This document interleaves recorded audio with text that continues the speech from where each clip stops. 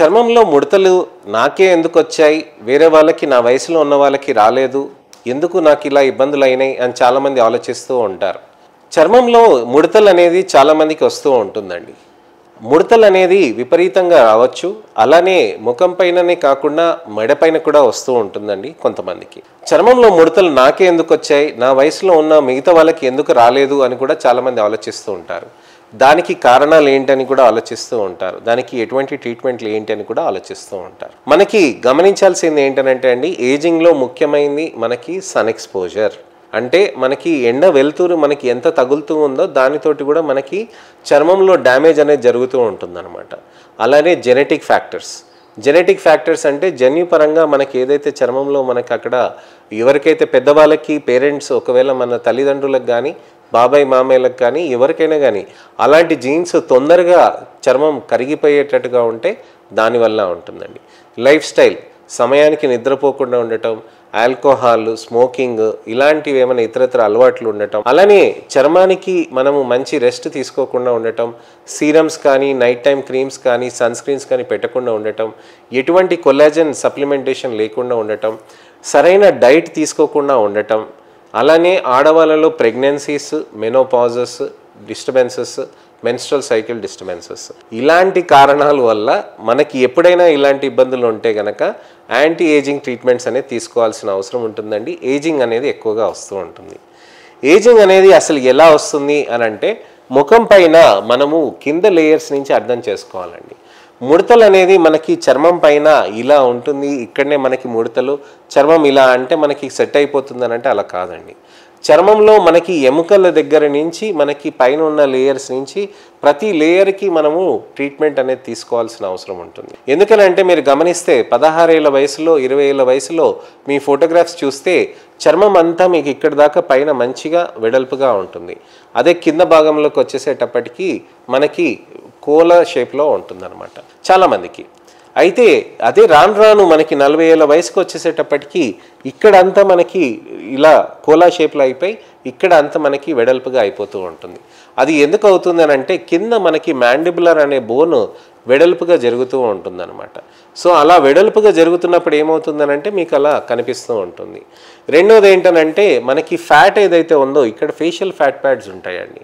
అలానే దాని కింద ఎముకలు ఉంటాయి కదండి, ఆ ఎముకలు గట్టిగా ఉన్నాయి, మెల్లగా నెమ్మదిగా కరుగుతూ ఉంటాయి. ఇప్పుడు మీరు గమనిస్తే మోకాల ఎముకలు కూడా నెమ్మదిగా 50 ఏళ్ళకి 60 ఏళ్ళకి అరుగుదల మొదలవుతుంది కదండి.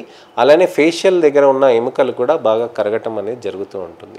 సో అలా కరగటం తోటి ఇలా మంచిగా గుండ్రంగా ఉన్న ఎముకలు నెమ్మదిగా షేప్లెస్గా అవుట్ అవుతూ ఉంటాయి అన్నమాట.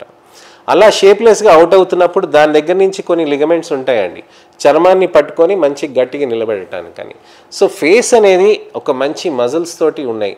ఎన్నో వందలాది మజిల్స్ ఫేస్లో పనిచేస్తాయి. ఎప్పుడు ఎక్స్ప్రెషన్స్ ఉంటాయి. మనం చేతిలో ఉందనుకోండి, మనం ఇలా తిప్పటానికి ఇలా చేయటానికని కండరాలు ఉంటాయి. కానీ ఫేస్లో మనకి ప్రతి ఎమోషన్ చూపించటానికని కోపం కానీ క్రోధం కానీ లేకపోతే ఎటువంటి అయినా ఆవేదన డల్గా ఉన్నప్పుడు కానివ్వండి, లేకపోతే అలసిపోయినప్పుడు కానివ్వండి, మనకు ఎముకలతో పాటు ఆ కండరాలు కూడా మూమెంట్ అనేది జరుగుతూ ఉంటాయి. ఏ ఎక్స్ప్రెషన్ చూసినా కానీ కంటి రెప్పలు కన్ను క్లోజ్ చేసి ఓపెన్ చేసినా, కనుబొమ్మలు పైకెత్తినా, కనుబొమ్మలు ఇలా ఫ్రౌన్ చేసినా, ముక్కుకి మనకి ఏ విధమైన చేసినా, నవ్వినా, మాట్లాడినా ప్రతిసారి ప్రతి నిమిషం మనకి ముఖంలో ఉన్న కండరాలన్నీ మూమెంట్ అవుతూ ఉంటాయి. అవి అలసిపోతూ ఉంటాయి. వాటికి ఎక్సర్సైజెస్ ఉండవు కదండి. ఈ చేతులకి కండరాలకి ఎక్సర్సైజెస్ అన్నీ ఉంటాయి, కాళ్ళకు ఉంటాయి, ముఖానికి ఎక్సర్సైజెస్ ఉండవు కదండి. అందుకోసం ఆ కండరాలు కూడా ఫ్లాక్స్ అయిపోతూ ఉంటాయి అన్నమాట. ఆ లాక్స్ అవ్వటంతో సాగిపోవటం అనేది జరుగుతూ ఉంటుంది. అలానే ఫేషియల్ ఫ్యాట్ ప్యాడ్స్ కూడా మనకి ఇక్కడ ఉంటుంది. మన చర్మంలో కొవ్వు ఉంటుంది కదండి, కొవ్వు తర్వాత కండరాలు ఉంటాయి, కండరాల తర్వాత ఎముక ఉంటుంది. కానీ ఫేస్ పైన అలా ఉండదు. చర్మం ఉంటుంది, కొవ్వు ఉంటుంది, ఆ సబ్క్యూటేనియస్ ఫ్యాట్ ఉంటుంది, దాని తర్వాత కండరాలు ఉంటాయి. కండరాల తర్వాత ఫేషియల్ ఫ్యాట్ ప్యాడ్స్ అనేది ఉంటుందన్నమాట. ఈ ఫ్యాట్ ప్యాడ్స్ అనేవి ముద్దల్లాగా ఉంటాయి. ఈ ముద్దల్లాగా మనకి ఈ భాగంలో ఉంటాయి అన్నమాట. సో ఈ ఫ్యాట్ ప్యాడ్స్ కూడా కరిగిపోతూ ఉంటాయి. వెయిట్ లాస్ డైట్స్ చేయటం కానీ, వెయిట్ లాస్ విపరీతం కావటం కానీ, మాల్న్యూట్రిషన్ కానివ్వండి, లేకపోతే స్టార్వేషన్ కానివ్వండి, ఇలాంటి అన్ని రకాలుగా కూడా మనకి ఏ విధమైన ప్రాబ్లమ్స్ అయినా కానీ ఈ ఫ్యాట్ ప్యాడ్స్ అనేటివి మనకి కరిగిపోవటం అనేది జరుగుతూ ఉంటుంది. సో ఇలా ఫ్యాట్ ప్యాడ్స్ అనేది కరిగిపోవటంతో ఏమవుతుందనంటే చర్మంలో ముడతలు అనేది వచ్చేసి వ్రింకిల్స్ అనేటివి వస్తూ ఉంటాయి. సాగింగ్ ఆఫ్ స్కిన్ అనేది వచ్చేస్తూ ఉంటుంది అనమాట. సో ఆ గ్రావిటేషనల్ ఆ విధంగా మారుతూ ఉంటుంది. అలానే ప్లాటిస్మా మజిల్స్ అనేది ఇక్కడ మారుతాయండి. ఈ నెక్ దగ్గర కూడా ముడతలు వస్తూ ఉంటాయి. ఎస్పెషల్లీ మెనోపాజ్ దాటిన ఆడవాళ్ళకి చాలా కామన్గా చూస్తూ ఉంటాం. మరి అలాంటి వాళ్ళకి ఎలాంటి ట్రీట్మెంట్స్ చేస్తాము? కేవలం క్రీమ్స్ వాడితే సరిపోతుందా అంటే క్రీమ్స్ వాడటంతో సరిపోదండి. దానికి ఇతర ప్రొసీజర్స్ అనేది చేయాల్సిన అవసరం ఉంటుందన్నమాట. ఎలాంటి ప్రొసీజర్స్ చేస్తాము అనంటే వాటికి యాంటీ ఏజింగ్ ప్రొసీజర్స్ కానీ, పాజిటివ్ యాంటీ ఏజింగ్ ప్రొసీజర్స్ కానీ, రివర్స్ యాంటీ ఏజింగ్ ప్రొసీజర్స్ కానీ చేస్తూ ఉంటాం. ఈ రివర్స్ ఏజింగ్ ప్రొసీజర్స్ చేస్తున్నప్పుడు మనకి చర్మంలో బెనిఫిట్ అనేది ఎక్కువగా వస్తూ ఉంటుంది. ఏ విధంగా చేయాలి అనంటే మన బోనీ స్ట్రక్చర్ నుంచి, మన ఎముకల నుంచి, మన మజిల్స్, మన ఫ్యాట్ ప్యాడ్స్, అలానే చర్మం క్వాలిటీ అనేది కూడా పెంచాల్సిన అవసరం ఉంటుంది. మనకి చర్మంలో ఎముకలు ఏ లెవెల్లో అరిగిపోయి ఉన్నాయి, దాంతో మజిల్ తోటి మనకి ఏ విధంగా ఇబ్బందులు ఉన్నాయి, గుంతలు ఏ విధంగా వచ్చాయి, ముడతలు ఏ విధంగా వచ్చాయి, గ్రావిటీ ఏ విధంగా వచ్చింది, దానికి ఏ విధంగా మనం ఫిల్లర్స్ చేయాలి, ఏ విధంగా చేయాలనేది మనం తెలుసుకోవాలండి. మనము హైఫో అనే ప్రొసీజర్స్ చేయొచ్చండి. హై ఇంటెన్సిటీ ఫోకస్డ్ అల్ట్రాసౌండ్ అని. ఇవన్నీ నాన్ సర్జికల్ అండి. సర్జికల్ అనే ప్రొసీజర్స్ ఉంటాయి. సర్జికల్ చేయటం అనేది అది నేను అడ్వైస్ చేయను. నాన్ సర్జికల్లో మీకు హై ఇంటెన్సిటీ ఫోకస్డ్ అల్ట్రాసౌండ్స్ ఉంటాయి.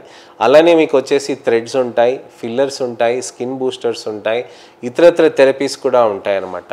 ఇవన్నీ మనకి చర్మాన్ని ఇక్కడ మంచిగా రీజువినేట్ చేయడానికని పనిచేస్తూ ఉంటాయి. ఇలాంటి ట్రీట్మెంట్స్ అనేటివి మనం అన్నీ చేసుకొని మంచి రిజల్ట్స్ అనేటివి తీసుకురావచ్చు అనమాట. సో చర్మంలో మనకి మంచి రిజల్ట్స్ తీసుకురావాలనంటే ఇవన్నీ ప్రొసీజర్స్ చేసుకోవాలి. స్కిన్ బూస్టర్స్ అనేటివి కొత్త థెరపీస్ ఒకటి లాంచ్ చేస్తున్నామండి మా దగ్గర. స్కిన్ బూస్టర్స్లో మనం చేయటంతో చర్మంలో ఇక్కడ అంతా హైలూరానిక్ యాసిడ్ ఇంజెక్ట్ చేసి ఆ హైలూరానిక్ యాసిడ్ తోటి హైడ్రేషన్ చేసి కొల్లాజన్ని స్టిమ్యులేట్ చేస్తూ ఉంటాం. దానితోటి చర్మంలో మనకి మంచి స్ట్రెంగ్త్ అనేది కూడా పెరుగుతూ ఉంటుంది, ఫర్మ్నెస్ కూడా పెరుగుతూ ఉంటుందండి.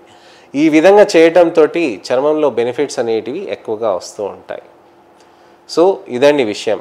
చర్మానికి ఏ విధంగా పాజిటివ్ ఏజింగ్ మెకానిజమ్స్ ట్రీట్మెంట్స్ అనేటివి చేయాలి అనే దాని గురించి నేను మీకు నెక్స్ట్ వీడియోస్లో కూడా నేను మీకు చెప్తానండి. వీటి గురించి ఎటువంటి అయినా సందేహాలు ఉంటే కనుక తప్పకుండా కామెంట్ సెక్షన్లో మీరు పెడితే దానికి తగ్గట్టుగా నేను వీడియో రిప్లై కానీ టెక్స్ట్ రిప్లై కానీ చేస్తానండి. అలానే కొత్త టాపిక్స్ ఏమైనా ఉన్నా, స్కిన్ బూస్టర్స్ గురించి కానీ ఎటువంటివైనా టాపిక్స్ ఏమైనా ఉన్నా తప్పకుండా మీరు వీడియోస్కి మీరు కామెంట్స్ పెడితే నేను దానికి తగ్గట్టుగా వీడియో రిప్లై కానీ టెక్స్ట్ రిప్లై కానీ చేస్తాను.